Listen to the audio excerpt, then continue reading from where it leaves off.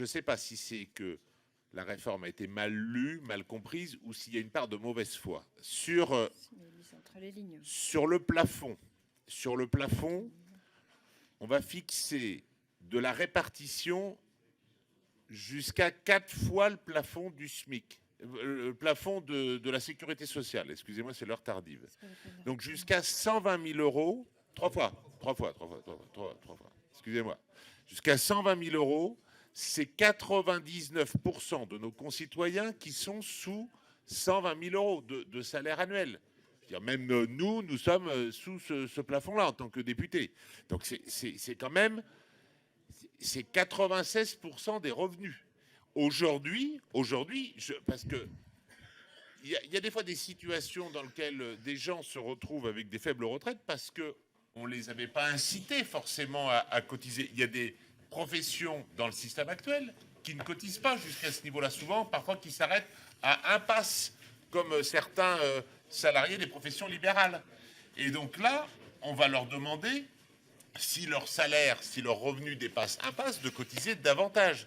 Donc on définit clairement jusqu'à 3 passes le fait que tout le monde est dans un système de répartition, parce qu'on croit que c'est beaucoup plus résilient, que les cotisations d'aujourd'hui assurent les pensions d'aujourd'hui, c'est beaucoup plus stable que de mettre dans la capitalisation qui s'appuie sur un fonctionnement boursier qui certes peut être valorisé certaines années, mais qui certes peut s'écrouler aussi, comme ça s'est écroulé en 2008. Donc clairement, on s'appuie sur de la répartition jusqu'à une hauteur, une proportion de revenus qui n'était pas le cas jusque-là. Donc je pense que c'est un élément, il faut arrêter de dire qu'on veut mettre de la capitalisation. On développe la répartition et on le réaffirme. Premier point. Donc, le deuxième point, le gel de la part du PIB. C'est écrit nulle part qu'on gèle la part du PIB. On le constate dans l'étude et dans l'étude du corps d'après les hypothèses retenues. C'est un constat, il n'y a aucun alinéa qui prévoit qu'on gèle la part du PIB à 14, à 13 ou à 12. Donc arrêtons de raconter, de faire peur à nos concitoyens. Essayons ensemble d'améliorer les dispositifs de ce système-là. On essaye juste de le rendre plus lisible. Et en ça, je vais vous expliquer ce qui moi, je veux dire, à titre personnel, quand j'ai lu le rapport de Levoy, j'ai essayé de comprendre d'abord. Aujourd'hui, il y avait des éléments du système actuel de retraite que je ne maîtrisais pas. Je l'avoue tout à fait, parce que vu la diversité, par exemple, aujourd'hui, le rapport interdécile entre le décile le plus haut et le décile le plus bas, il passe de 9,7 entre les salaires les plus hauts et les salaires les plus bas à 4,9 entre les pensions les plus hautes et les pensions les plus basses. Formidable. On réduit dans le système actuel l'écart type observé. Sauf que quand on y regarde plus précisément, c'est pas tant les pensions qui le réduisent, c'est la contribution des dispositifs de solidarité, l'impôt. Le cœur même du système actuel est assez peu redistributif. Pourquoi ?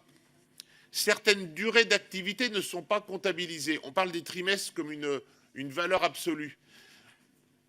L'étudiant qui travaille 140 heures dans le mois, qui travaille dans son été, qui travaille 140 heures ne valide pas de trimestre. Celui qui travaille 160 heures valide un trimestre.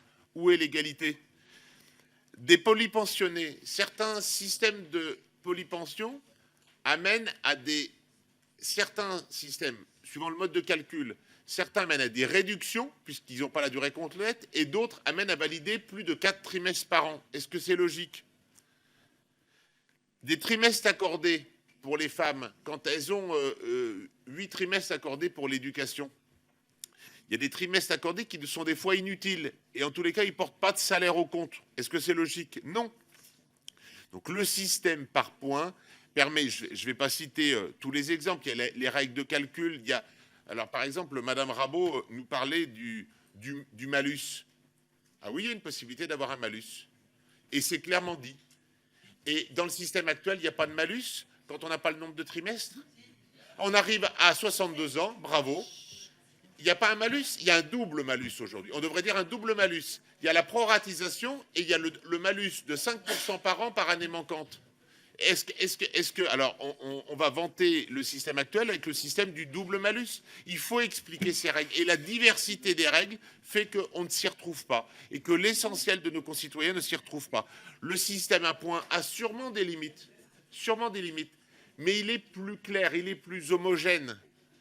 Donc, et on va expliquer en quoi, dans les articles, les alinéas qui vont se succéder, en quoi il est plus clair, en quoi il est plus homogène, en quoi il est plus équitable. Et je vous invite à nous aider à le rendre encore plus équitable.